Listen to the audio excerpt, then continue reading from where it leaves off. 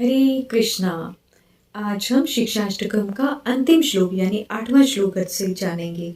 अगर हम इन सभी श्लोकों को अर्थ से समझ लेंगे तो हमारी हरि नाम में रुचि बढ़ जाएगी और धीरे धीरे हमारे चित्त का मार्जन हो जाएगा और हमारी भक्ति धीरे धीरे शुद्ध भक्ति की तरफ बढ़ेगी और हमें वो प्रेमा भक्ति मिल पाएगी।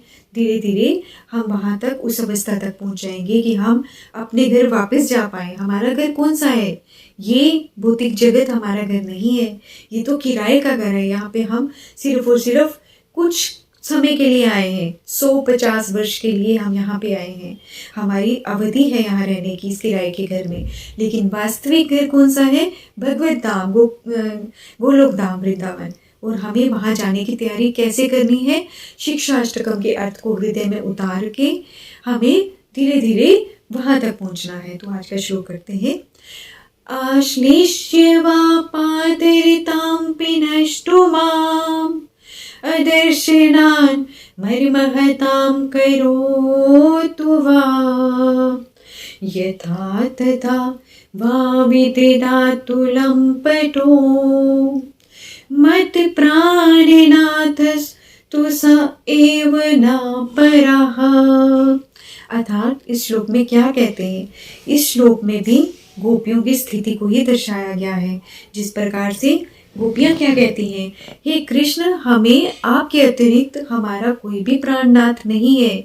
भले ही आप हमें दर्शन दें अथवा ना दें, भले ही हमारी इच्छा को पूर्ण करें या ना करें, आप स्वतंत्र हैं।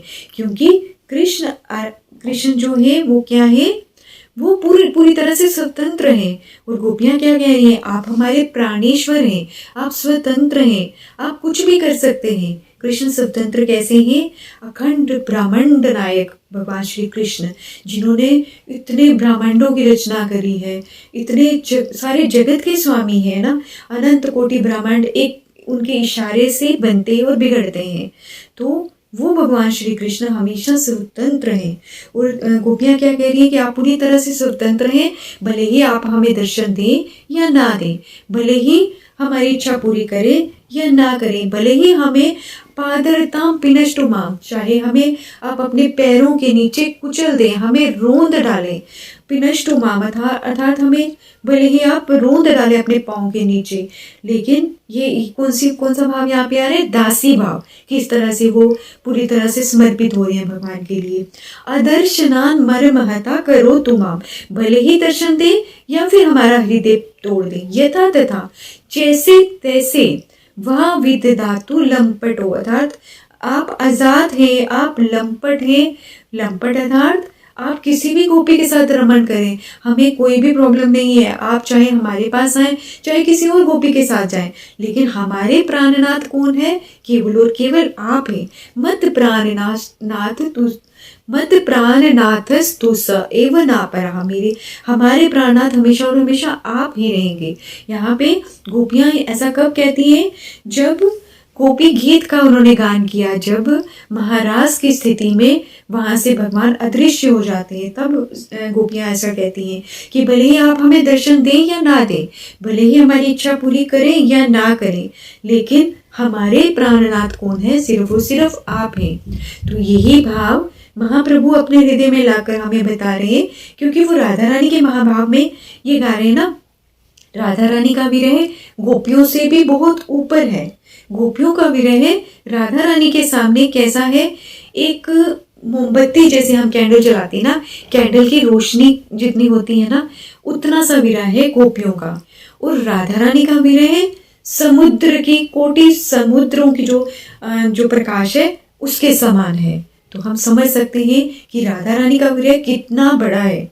और वहां पे हम स्वयं को देखें, हमारा विरह क्या है?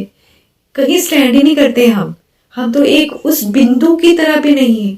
हमारा विरह एक बिंदु मात्र भी नहीं है।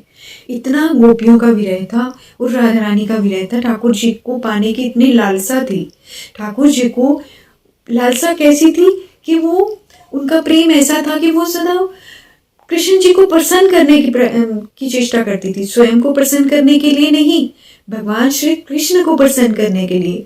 हमें भी वैसी ही भक्ति करनी है। हमारी भक्ति भी कैसी होनी चाहिए? केवल और केवल भगवान की तुष्टि के लिए, भगवान की संतुष्टि के लिए।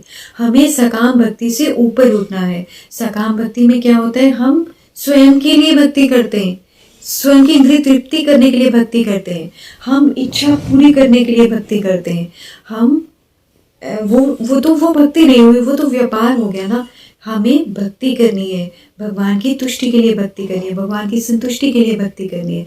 क्योंकि भक्ति करके ही हम वापस अपने घर जा सकते हैं, भगवत धाम जा सकते हैं।